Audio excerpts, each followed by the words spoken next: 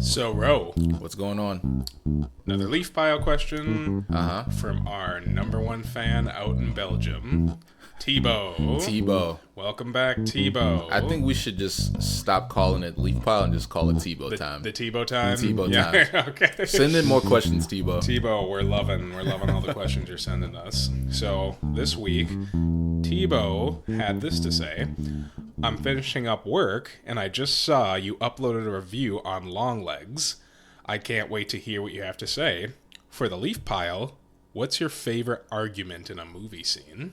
That's a great question. I thought that was a really good question. Yeah. Because I like almost instantly had an answer. Yeah. I have a thousand come to mind. Okay. I had to limit it to 3. Oh, okay. So, since you got a few more, I'm going to let you go. Like, what do you got for me? Okay.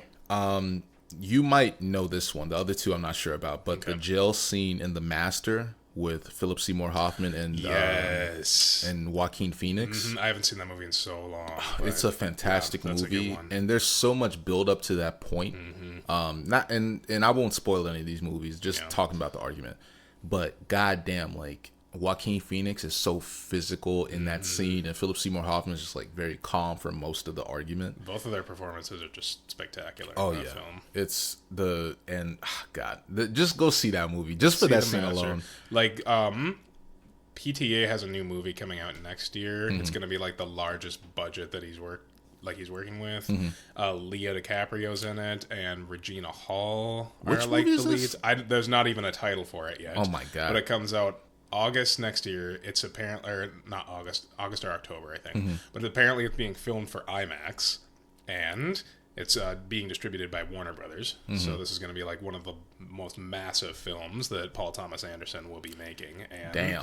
And it's the first movie that Leonardo DiCaprio and Paul Thomas Anderson are going to be collabing on. So it's going to be a pretty big thing. I think. We got to review that. I know. So I'm trying to like get back into my Paul Thomas Anderson bag right now. The Master would be a good start. It would be. I'm gonna probably go back to Boogie Nights and just kind of restart there, because I have a lot of blind spots in his filmography, honestly, and I'm not proud of it. But he's a very underrated director. He really is. He's got his big hitters, like something like Punch Drunk Love or There Will Be Blood or something like that. But a lot of people, I just don't feel like recognize which films are his films, other than those who have subscribed to his entire filmography. There Will Be Blood is the one that stands out the most, but it was an Academy darling. Another great argument. Oh yeah. In There Will Be Blood, yes, right? it does. So there's oh my god.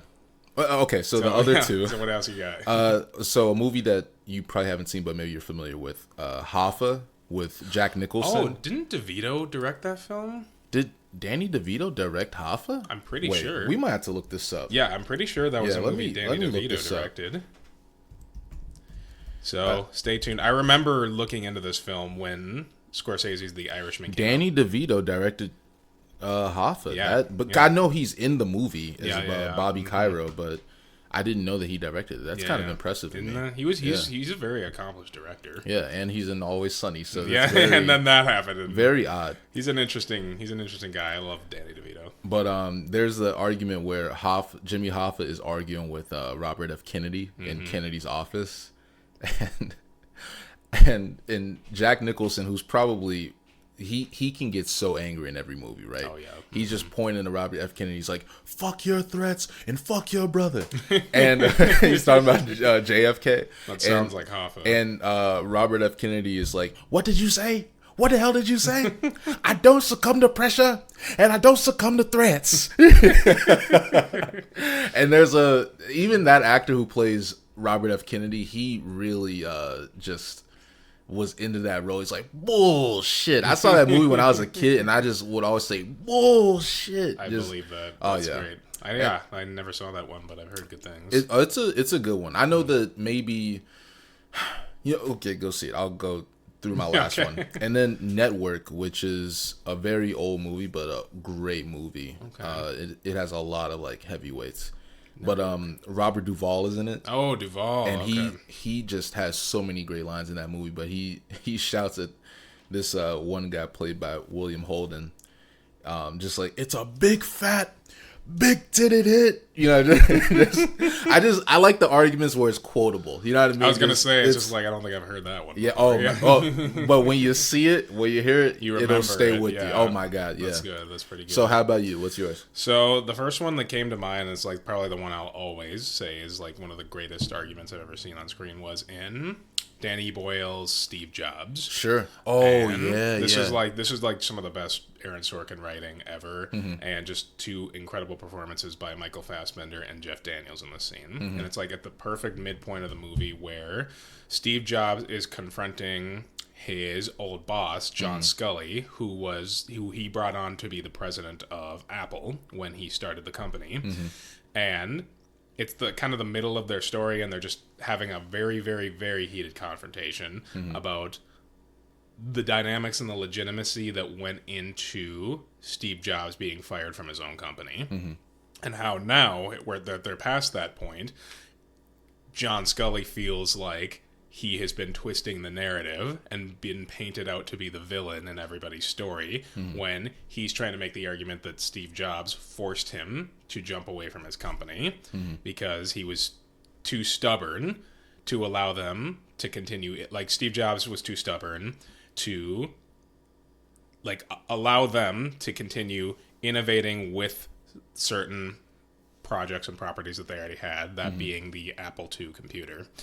And there's actually two scenes that happen in that one scene. One during a very specific period in time when he is trying to debut the next cube, and it keeps cutting back and forth between shortly before his firing when they had already had another confrontation that led to him being let go from his own company. And it's kind of piecing the narrative together from two different points in times through incredible editing, incredible music, and incredible dialogue. And it's like an 8-minute long sequence of just very heated dialogue, just cutting back and forth between two scenes. The pacing is awesome. It's just great. I always rewatch the scene sometimes on YouTube. all the scenes that I talked about, I rewatch on YouTube as well. Just like you just want it's great. It's good stuff. You love a really good argument scene or confrontation. It's always great seeing people at their lowest moments, isn't it? It's just very lovely. Seeing seeing what they do and what they'd say in order to gain that catharsis. There's another great argument in that movie between Seth Rogen and Michael Fassbender. Oh yeah, that one is great too. That's one that sticks with me all the time because Seth Rogen's just very disappointed. I forget the character that he plays.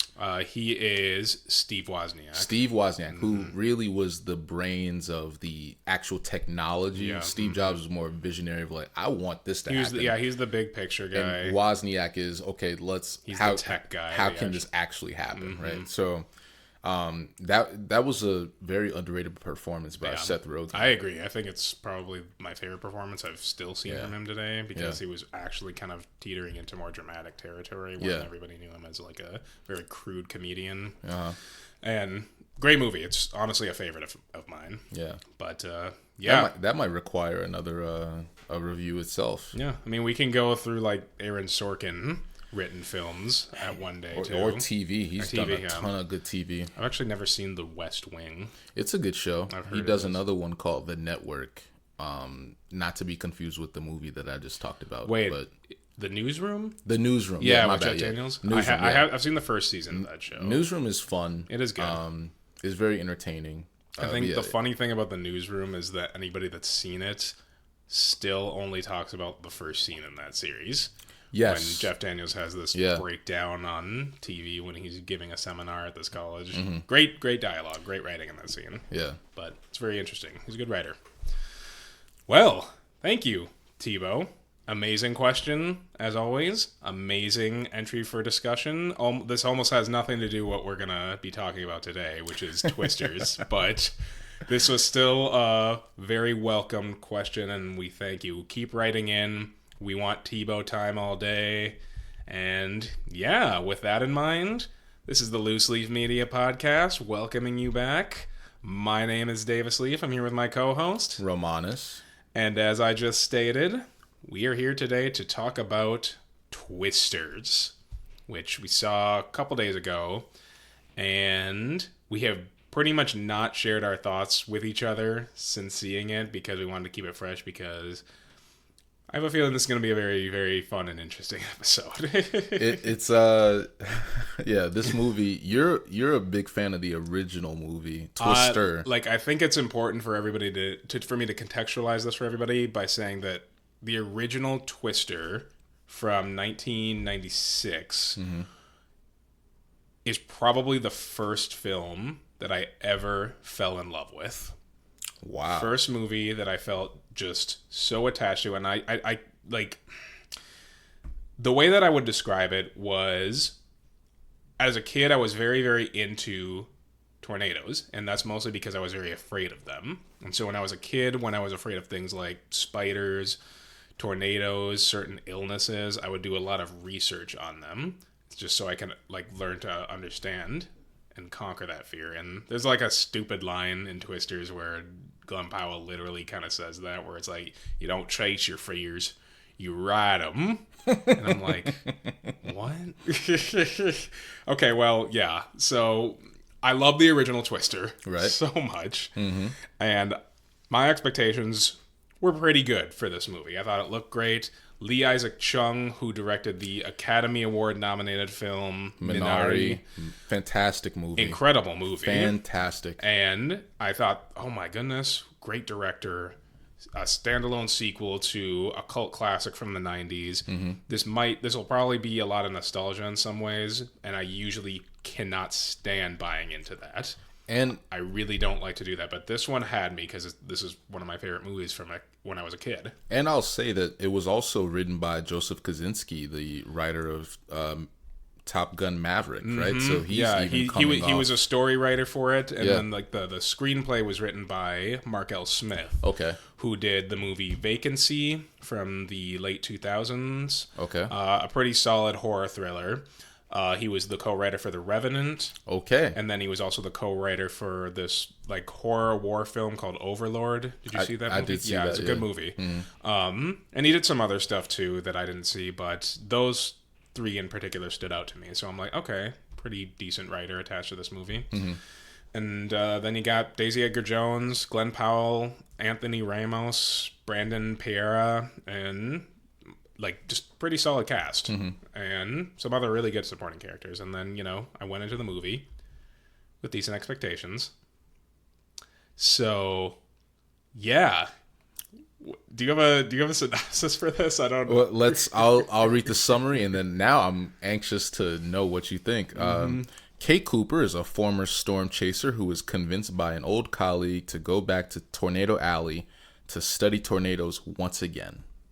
Very short premise. Yep. But it's also not Citizen Kane. No. Just go in, have fun. Davis, what did you think of Twisters? So as I've been sitting with it for 2 days, I've been trying to convince myself that I didn't feel this way, but I don't care anymore. I hated this movie. Whoa. Hold the fuck up. Now I have to contextualize. We've been doing this podcast for, I would say, 2 months probably, full. Okay. Safely. Davis has been talking about this movie for longer than that. Okay. I'm not a huge fan of Twister from 96. I've seen it a long time ago. And is it a bad movie? No, but it just didn't stick with me. Real. And I actually enjoy Twisters. So it's very shocking that I was hesitant to do this review, and okay, this is gonna be fucking fun. I fucking love this. Let's go. I thought this was a dog shit movie. Whoa, no. I hated almost everything about it. I thought it was horrible. I don't know what happened, but about 50% of the way through the movie, I just came to the conclusion, this isn't going to get better. I'm gobsmacked. I don't like this movie at all. And I don't remember the last time I felt this way, but this was the closest I'd been in a very long time to getting up and walking out of the theater. Whoa. Wait, this must be because of disappointment, because this movie is not worse than The Watchers. It's not the worst movie we've seen. Wait, stop it. This movie... Stop it, Davis. This movie is definitely the most disappointing movie I've seen this year. Okay, that's different. I wasn't disappointed by The Watchers because my expectations weren't nearly as high. Sure. This movie my expectations were high enough where I was severely disappointed by almost everything about this movie. Wow. I have a couple of positives. Okay. But I will fill a warehouse with everything I did not like about this movie. movie. Let's go into what you didn't like. Do you want? Maybe we should start with the positives because you said you enjoyed this movie. No, so. I love negativity. That's, apparently everyone else does too. I'd rather. No, this is gonna do numbers. I love this. No, I think that I just went into it without any expectations and to be entertained, and I even went to see it in a theater where, like, I forget what it's called, but it's one of those theater experiences where the seats are vibrating and like every time. D-box? Yeah. That's kind of cool. Like the water was spraying. Oh, you did that? What is it, like 40X or something? Something like that. That's kind of cool. Yeah, it might have enhanced my experience. It was fun because even there were a lot of action sequences, obviously with tornadoes and rain and stuff. And so I got water in my fucking popcorn. But other than that, it was a good, fun time. It's definitely a movie made for like white people in the country. Like that's the the audience. That's the vibe for sure. That's the vibe. But I enjoyed myself. Like I wasn't smiling from ear to ear after, but I didn't feel like it was a terrible movie.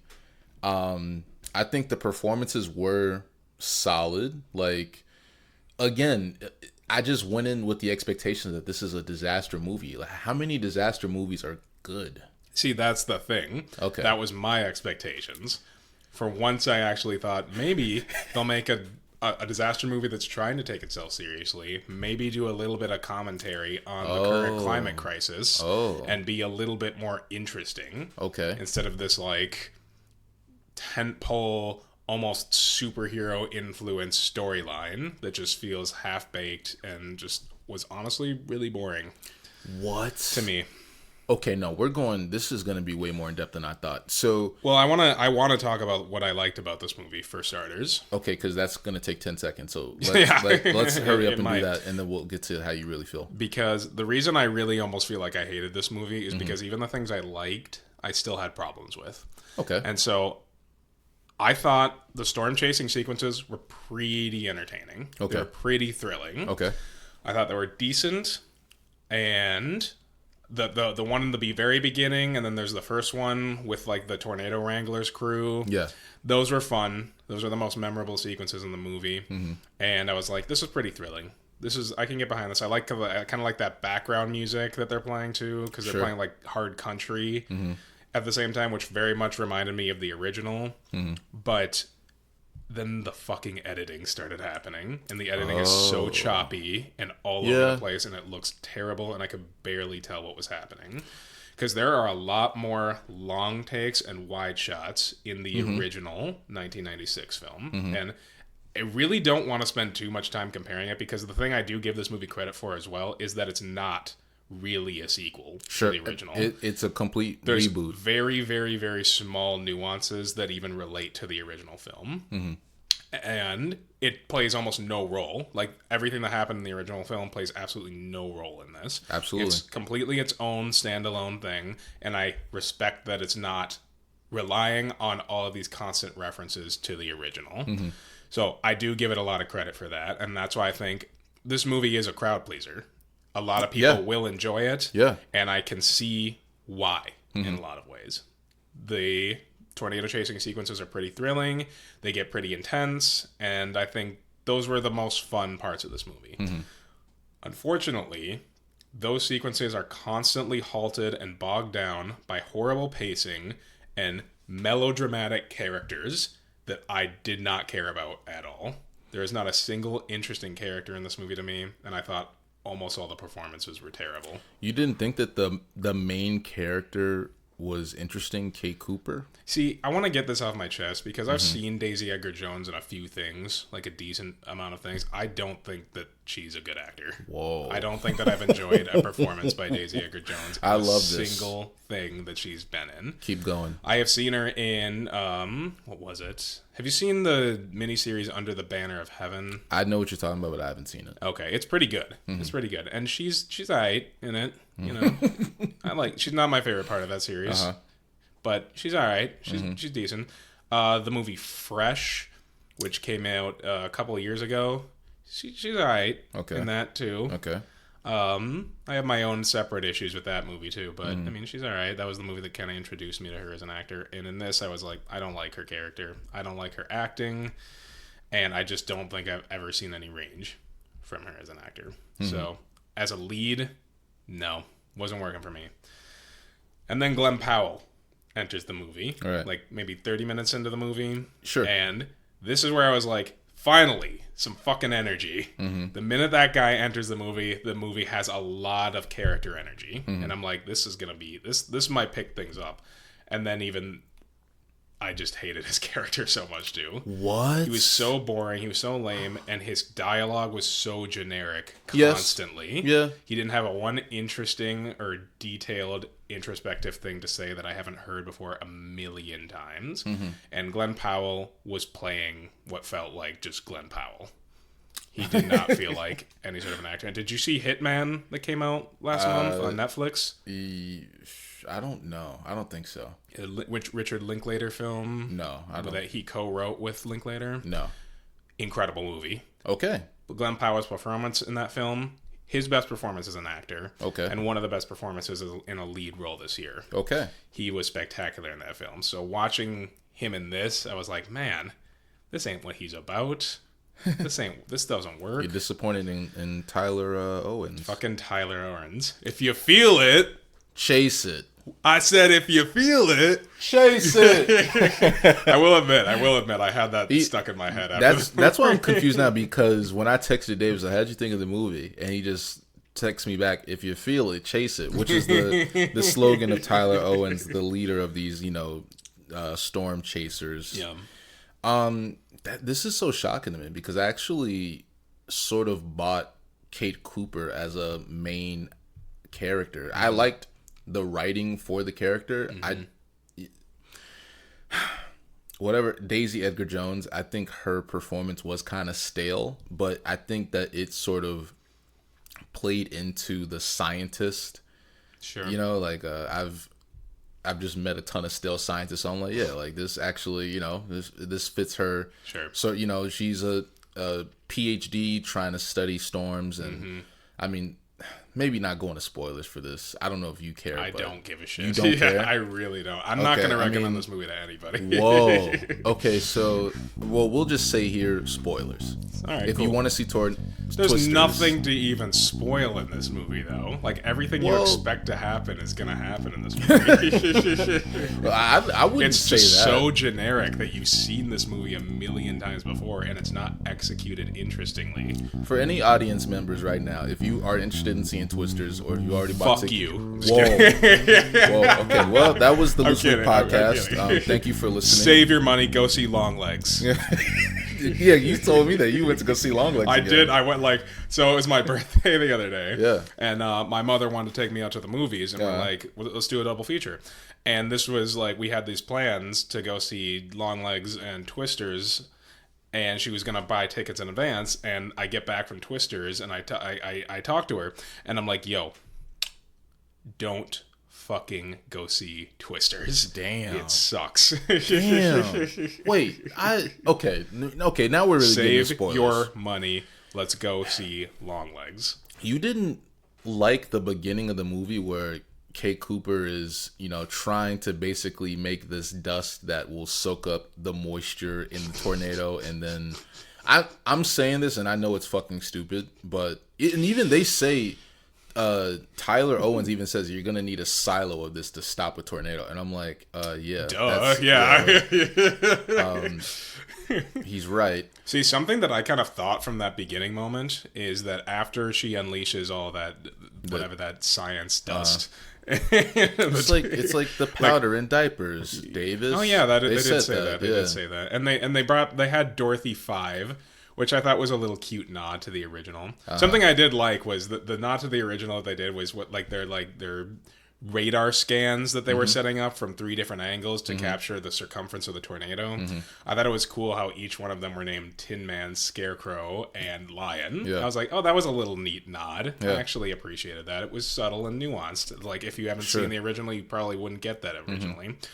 So that was cool. But when they released the dust into the tornado at the beginning of the movie, I originally thought that it was just like having the opposite effect. Like it was just expanding the tornado. And I thought that would have been a little bit more interesting scientifically. If she was like Oppenheimer. The idea of her project was to dissipate the tornado entirely. Yeah. And then like what later in the movie when she has like a breakdown with Anthony Ramos, she's just like, I got it wrong. I thought she was going to reveal that my method had the opposite effect and it actually gave strength to the tornado. I thought that would have been a little bit more interesting. I was just like, you just wanted to see this movie go to shit. You wanted more chaos. I wanted this this movie's pacing was terrible. Like literally every single scene, like every other scene is just halted with really bad character development and stupid drama that I just didn't give a shit about. When I'm just like, get back out in the field, get that music playing again. I want to see those cameras tracking this huge convoy as they're like creeping up on a tornado. It's just like, this is when there's some fun and some energy in this movie. I don't care about these characters at all. And I just kept, please say something. Because the more I'm thinking about this movie out loud now, the more it's pissing me off. No, I think that you're not being negative enough. I want you to keep going. You want to keep going? I'm like your Sith Lord. Nah, you're the one that has like the positive thoughts about this movie. I don't even care about these notes anymore. You have notes. See, I don't have notes. I'm winging it. I want to know what your notes are. Well, I think that I liked. Well, no, I don't even think. I know that I liked Kate Cooper's introduction. You know, she's this PhD student who is trying to find a way to dissipate tornadoes because obviously they cause a lot of destruction, which is a real important part of this movie. And the outbreak and shit. Yeah, the first 10 minutes of the movie, she's with this team of other students and friends that's helping her with this project. They're trying to get this really important grant. And her team, which like is her boyfriend and 3 other friends, 2 of them die out of... Oh, no, 3 of them die. 3 of them die out of the 5 in the group. You know what's funny? What's up? There was a weird bit at the beginning where they like say one of those guys got struck by lightning, and they're just like, you haven't been the same since you got struck by lightning. And then they're almost like getting buried inside the tornado. And then the guy makes a comment where he's like, that's a lot of lightning. And it kind of seems like it's like supposed to be a bit because he just revealed he's been struck by lightning, so of course he's going to be concerned about the lightning. Yeah. But then 2 seconds later he dies. Yeah. And I'm just like, that seemed like a really inappropriate time to make a bit for a character you're about to kill off. I do want to say, if you're in a car with friends and they know that you went through this traumatic moment and they make fun of it. I'm like, serious. A motherfucker getting struck by lightning and he's like, oh yeah. Yeah, like, that's going to change you forever. I think so. Like but his dumbass is still a storm chaser. So that's like, true. What do we know? Like, that's true because all the fucking characters are dumbasses. No, like let's be real. I'm sorry, but if you're a storm chaser, you're an idiot. Why are you in the middle of a storm? To be totally honest, I would want to do that. Why? I think it would be interesting. Why? Well, that's what it'd be interesting to die. It would be because my intention is to die. That's what the fuck it sounds like when you say you're a storm chaser. I'm not a lion chaser, motherfucker, because I don't want to know what it's like to be mauled by a lion. Because it's research. It's research. It's research. Yeah, I would think of it. I'm not a professional. I don't know meteorology like that, but sure. I think I've always found the profession pretty interesting for that reason. Anyway. Characters are stupid, and they all suck in this movie. Wait, but I'm saying that I was convinced by the beginning of the movie why this person who was so into meteorology, it's her passion to be a storm chaser. Then it moves to her being in New York after this traumatic moment. She's lost her partner, she's lost her 2 friends, and she feels... Yeah, it's a fucked up moment in the movie. It's a fucked up moment, and I'm thinking, okay, like I'm actually emotionally invested now because I'm convinced that she went through a traumatic moment. And she's even the scene where she's walking and there's like blood all over her body. She's got this big cut on her thigh. That was a convincing moment. I like the environmental aspect of that it just kind of shows the aftermath of the tornado. I think more than anything in terms of a lot of the accuracies, the movie does a really good job of showing the aftermath destruction of tornadoes. Yeah. And they do it a lot. What I hated was almost every time was when the characters realize, oh my god, that tornado is going to hit that big town. Let's fucking go to that town right now. It's not like, let's call these people. 3 fucking times in the movie, and I'm like, why would anyone do that? Well, they're storm chasers. They're not going there to chase the storm. They're going there as just like, we gotta help people. And it's like, what the fuck can you do? What are you gonna do? What are you talking about? I agree with that. No, you're right. That happens like 3 times in the movie, and I kept being like, why are they doing that? Well, she hey, there's a fucking volcano going off outside the city. Let's go to that city. Okay, no, there's a lot of dumb decisions in this movie, but to be honest with you, I'm already sold that these characters are dumb because they're storm chasers. So it's like, okay, I'm pretty much open to them making stupid decisions now from the beginning of the movie to the end of the movie. I mean, I've seen so Tyler Owens as a character is like kind of almost an amalgamation of real people that do this on like YouTube and things like that, and have a huge following. Right. And I've seen not like kind of his character, but like I've seen people that do this professionally and then upload it online for people to see how this process works, and they're very professional. And they do typically make they do make very, very smart decisions and are very safe and very cautious of it. And it's all in the name of trying to research it, because something that this movie points out is still nobody really perfectly understands how tornadoes form. Did you ever, like, when you would ever ask people when you were a kid, like, where do tornadoes come from? Do you remember the kinds of answers that you would get from people? God. Okay, well, never mind that. I'm gonna. You asked me a question. I gave you an answer. I appreciate the honest answer, but that's I mean, okay. I wouldn't tell a kid that. I would give them the truth. Well, like the most typical answer I would get when I was a kid, and I would ask a lot of adults this question, is they would say, "Oh, it just happens when hot air mixes with cold air," and I was like, okay, I don't know what that means, and I'm not going to ask any more questions because clearly you don't know how to answer, so whatever. But this movie really emphasizes that point, that it's like nobody really knows how these things form. Yeah. That's why I've always found them to be so fascinating.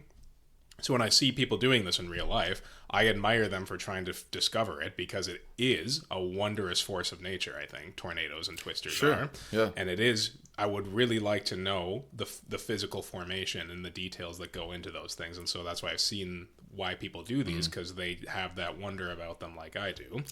So when I watch the characters making really dumb decisions in this movie, I am not convinced that real storm chasers would be making decisions this stupid. There's no way in hell a guy like Tyler Owens is going right into the funnel of a tornado, drilling his truck into the ground and just sitting there. Yeah. That is so stupid, it's and nobody would fucking do that. And shooting fireworks up the tornado, which I will say, I do love stupidity cool. when it leads to cool shit. Yeah. So like, I'd like to think I could do that. I'd like to think anybody could do that, but I'm just like, no. It's stupid that Batman takes a sink, a bathroom sink, and hits Superman over the head with it. But when I see it, I love it.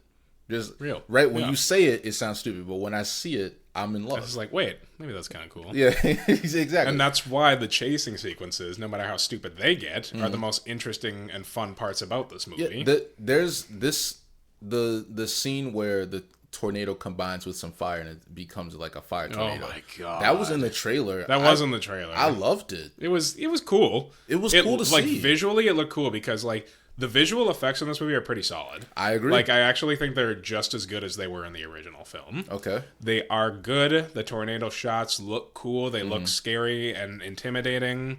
It's just a lot of the editing just doesn't showcase them as much as they should. But the tornadoes look good. The visual effects are pretty good. Won't really knock that component of the movie. Especially also the sound. The sound mixing is excellent in this movie as well.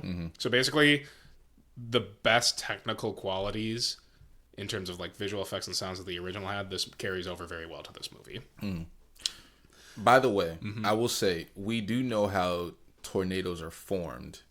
I think that the issue is that maybe, and it's tough to guess the result of any storm, like for meteorology, even though we might be able to know the physics, it's hard to guess particles in the air. Well, because it's all theoretical. Well, not necessarily theoretical, but it's just statistically difficult to predict the weather because there's so many different variables. With like they're talking about moisture and all these other different variables. It's when you have an equation with 25 different variables, it's going to be hard to predict. Of course, the system, right? So, Tornado Alley, which is I guess from I forget which states, but like Minnesota, Oklahoma, and there's Colorado. It's Minnesota, Arkansas, Oklahoma, Texas, like the top of Texas. The top of Texas. Yeah, the top of Texas. I know that Tornado Alley has moved over many years too. It used to almost be interesting. Yeah, it used to almost be exclusively just from like Arkansas, Missouri, Iowa, Minnesota, Wisconsin, Colorado, Oklahoma, that kind of general Midwestern to really southern Midwestern area. There are parts of it that have shifted because weather patterns change. The reason why it's called Tornado Alley, and that part of the world is sort of prime real estate for tornadoes to form, because the moisture, the humidity from the Gulf of Mexico travels to that part of the country, and then you have the cold air coming from the Colorado Rocky Mountains.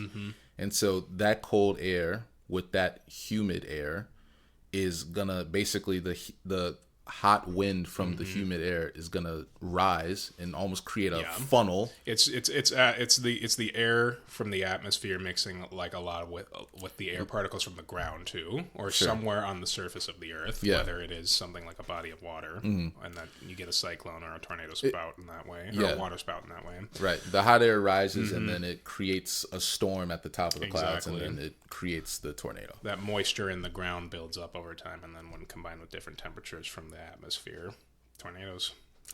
Because I was very interested one day where I was just like, how does wind even happen?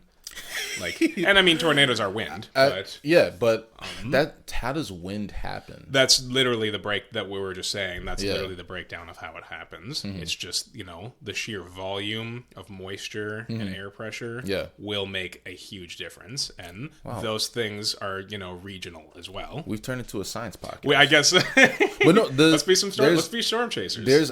When I was looking this up, I didn't realize, but Tornado Alley probably has like 1,500 tornadoes a year, and then the next closest area is like 300 tornadoes a year. Yeah, like just other countries don't have the same tornado problems that we have. Yeah.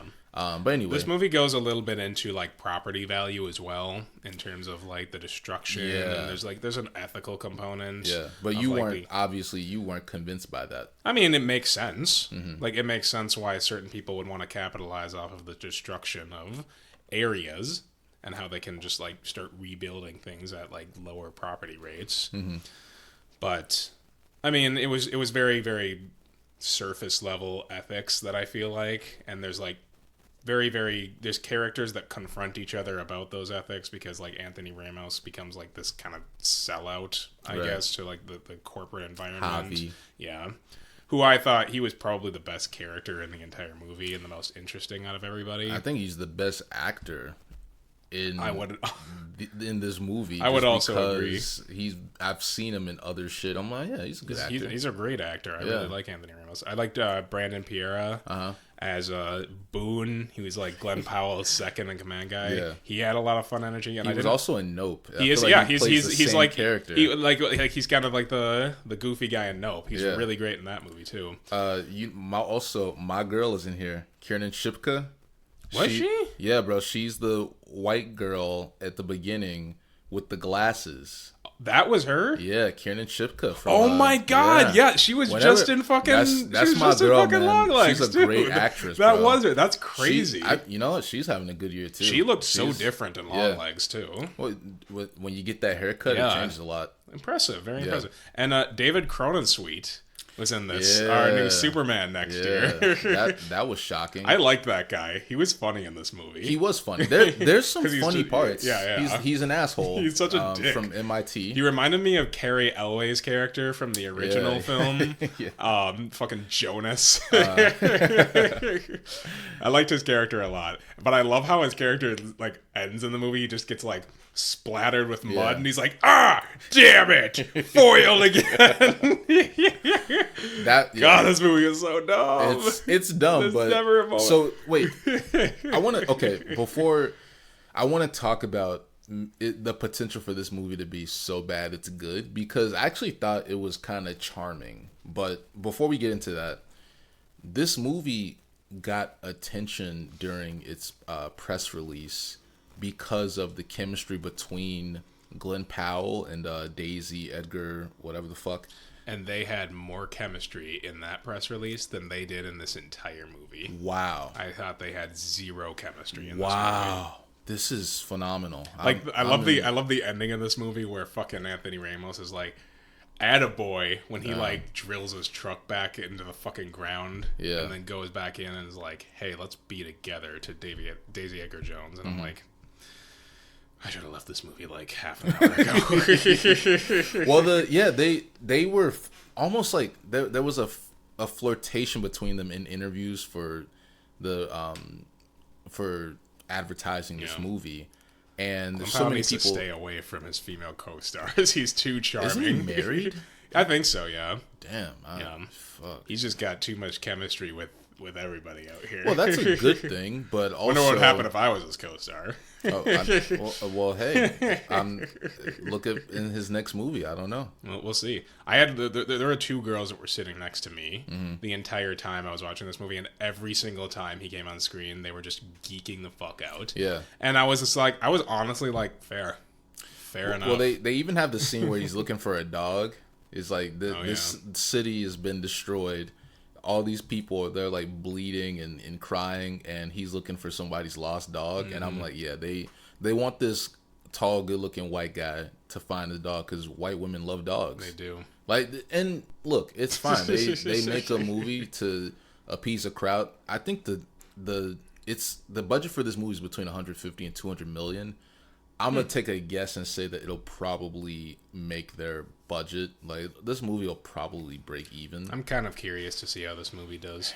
Yeah, financially, because it's like an entertaining movie. Like, exclusively just exists for just entertaining. It's not trying to teach you anything. No, is that what you wanted? No, not That's exactly. That's what I'm trying to guess. Like, where's the disappointment? I just wanted this movie to be a little bit deeper and have better characters and better pacing and better editing and better everything, because I hated everything in this movie. I do like what I do remember about Twister is that the characters had a little more depth to them. They're great. They're frustrated. The two main characters are frustrated with each other for most of the movie. Because it's their freaking banter and their dialogue between fucking Helen Hunt and Bill Paxton in that movie is great, because the core of that movie is about a dysfunctional marriage. Yeah. And that's interesting. People can connect to that a little bit more. A lot more. It's like, it's interesting, and their bantering is so funny. And like, the movie's aware of that, because all characters in the background are watching them banter, and they're just like trying to shield their face. But it's also such a ragtag group of characters in that. You got Philip Seymour Hoffman, Jeremy Davies, Alan Ruck, fucking Todd Field, Academy Award nominated director of Tar, was in that movie in the supporting cast. Carrie Elways. It's a great cast. Memorable characters. Even if some of them are one-dimensional, the chemistry between everybody is strong and solid. I will say that after this movie, I couldn't really remember the characters after maybe besides the three main characters. Javi, Tyler, and Kate. Those are the only three characters that stood out. It's just a lot less of an ensemble piece. And I wouldn't call the original an ensemble piece, but there's a lot of like actors and memorable characters. Even Jamie Gertz, she's great in the original film. The banter that you're talking about in Twister, it happens while they're storm chasing. You know, there are moments of character development where, you know, they're in a diner and they're in somebody's house, but those moments are lesser. There's a lot more storm chasing. There's a lot more anticipation of the storm. Like it, because the direction and the balancing of that film was just a lot better too. Did you know that Michael Crichton was the co-writer of the original Twister? No. Yeah, the book writer of Jurassic Park. Yeah, I know. That's interesting. Yeah, it's interesting. And Spielberg was a producer on the original. I think he was an executive producer for this new one though too. Wow, that's interesting. How so many little pieces for that movie impress me more and more you talk about it. I might have to go rewatch that movie again. It's honestly worth rewatching, because I rewatched it It's last on HBO week. Max. Yeah, I rewatched it last week, and it actually holds up a lot. Maybe it's really well paced. The characters are strong. The visual effects are incredible. And just like, it's just an adrenaline rush of a film. See, it just never slows down throughout that entire movie. With this movie, It kept halting for really bad dialogue and character development that I just didn't care about. And I was like, this needed more adrenaline. See, I actually love this sequence when they're at the rodeo. That was the moment where I was really into it, where the rodeo's happening and then a tornado comes and then the sky is just pitch black now, and it's not because it's at nighttime. It's because this storm has completely changed the ambiance of the situation. And then they run into that fucking hotel. Yeah. And the guy's complaining to the hotel desk clerk, like, this place sucks, this is terrible. Yeah. And they're just like, we gotta get everyone out of here, there's a tornado. And it's like, what are you talking about? There's nothing happening. There's literally a tornado right outside that window, and the guy is convinced that nothing's happening. And I'm like, this is ridiculous. And you see all of these people running, and you don't do anything. And you can hear that everything is going to shit outside, and it's like, it's fine, we're all good. Well, I'm just like, what? And those people also just die a tragic death. Yeah, just like seconds later, because they want you to think that they're dicks, so it's justified why they just die 2 minutes later. Yeah. No, wow. Fucking hated this movie. No, I can tell. That's what I'm very shocked, because you were talking this movie up. I really was. We should listen to me more, because I said that maybe we shouldn't. You kind of indicated that for watchers as well. And... Oh, wait. I mean, 2-0, baby. But guess what? Guess what? What's up? Here's the thing. People are gonna love this episode. Sure. I need you to hate it more. No, I can't say that I hated it though. Like I said, my chair was shaking. Water was spraying. I feel like I was more immersed in the movie than you were. I will say there was an older gentleman who was coughing the entire time I was watching this movie. He was sitting right next to me, and you know it's bad when like you're saying sentences while you're cursing. Like, oh shit! God damn! What the fuck? I'm about to die. It's a big ass tornado. Fuck! I can't. Why am I here? I want to die.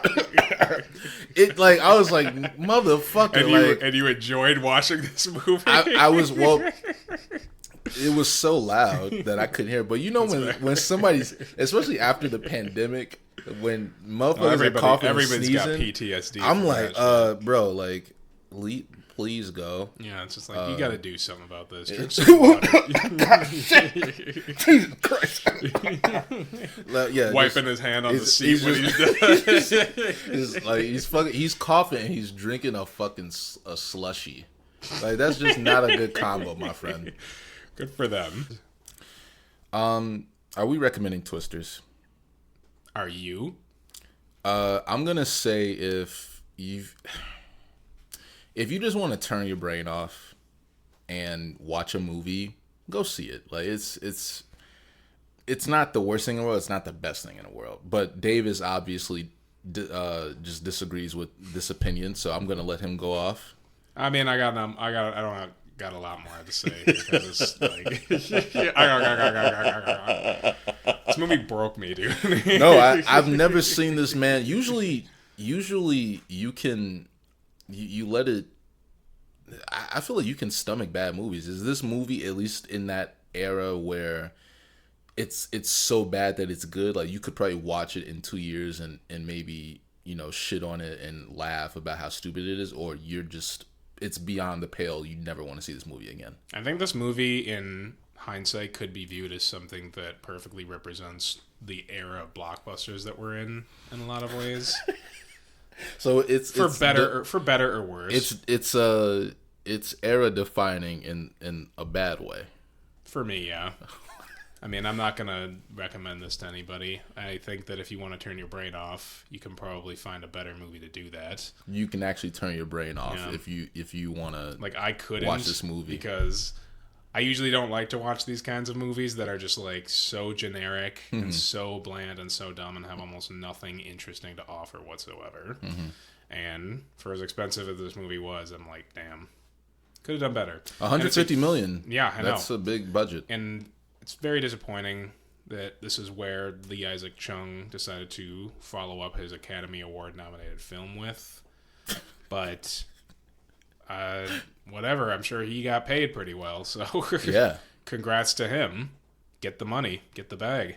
Always. Don't ever do that again. Damn. That's how you really feel. Yeah. Go back and do something more low budget and character focused. Damn. Because this sucked. Maybe this is one of those movies that pays the bills. You know, yeah. Like one for them, one for you. Yeah. You know, kind of thing. But everyone has it. Yeah. But didn't like this movie. Thought it sucked. I wouldn't recommend this to anybody. But not the worst thing I've ever seen. What's the worst thing you've ever seen? It doesn't matter anymore. It doesn't, but because that's why it's important to make that distinction, because we've seen worse movies than this. This is not a terrible movie. You're just disappointed. I'm very, very disappointed. Yeah. But this was the least entertained that I was.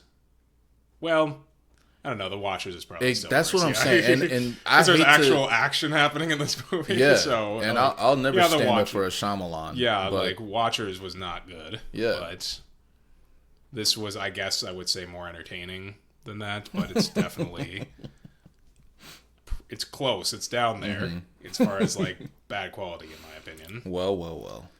So yeah, I hope everybody enjoyed this. Yeah. Because. And oh my God, this broke me. That's so weird to me, because this is a movie that I would think I would hate. Like, there's country music, there's just a lot of dumb shit, but I wasn't bothered by it. I just want to add that it was my birthday, and I was very inebriated when I saw this movie too, and not even that helped turn my brain off. Damn. That's how dumb this movie was to me. Happy birthday, by the way. Thank you. Did this ruin your birthday? Oh, no. Okay, good. No, absolutely not. The fact that you didn't show up for this ruined my birthday. Oh, no. It all comes back to me. I'm kidding. It happens. Thank God we did not see this together. No kidding. Yeah. I think it turned it into a better episode, because now I am shocked that you didn't like this movie. I'm shocked that you like this movie. Wait, and also, I should say, I really thought we would have walked out of this theater with completely opposite opinions. We should say that we do write notes for the movies that we review, and I came in and Dave was asking me, "You have notes on this movie?" I was like, "Yeah, why?" He's like, "I have no notes, so this I'm just gonna go off the top of the dome." And that's not a compliment either. That's what I'm saying. Walking out of the movie. It's not even walking out of the movie. It's like no notes, nothing. Yeah. No, I have no notes because it's not worth my time. Writing anything down for this piece of shit movie. Fuck. We need to review more movies that piss you off. I love this side. This might be the first time that I felt legitimately pissed off by a movie on this podcast, because like not even The Watchers made me feel that way. I just thought The Watchers was stupidly dumb. Or it was like stupidly bad. Another follow-up. Is this movie more disappointing than Suicide Squad? Suicide Squad? I would rather watch Suicide Squad than this with Will Smith. Yes. Mm-hmm. Damn. Yeah. Better character, more interesting characters in that movie. More colorful characters in that movie. Sure. Like literally and figuratively. Because there's black people in that movie. Yeah. Well, there's black people in this one. There's the old black guy. There's the old black guy whose name that you can't remember? There's the racially ambiguous black woman. Yeah, I know who you're talking about too. I couldn't tell what was on there. No, yeah. She's got dreadlocks. She's got dreads, so I was like, I'm assuming she's like biracial for that reason. Who knows? And she, I don't know. Yeah, I would rather watch that because better needle drops, better characters in that movie. Still stupid. So you saying we some kind of twisters or something? We need to stop. So you saying we got twins or something? So that's it, huh? We're some kind of storm chasers. We're some kind of storm chaser, twisters, Tyler Owen squad.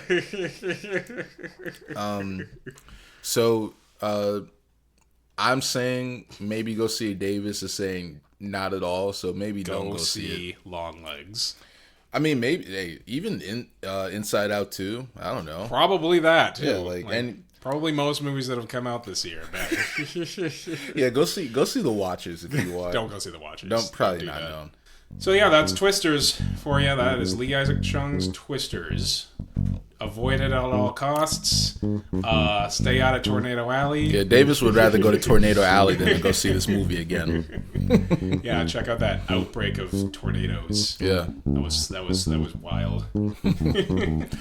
Well, we'll see you guys next time for our next review. As always, my name is Davis Lee. This has been the Loose Leaf Media Podcast. Did this with my co-host Romanus, and I will see you guys next week.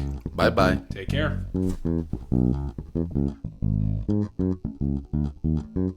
Thank you.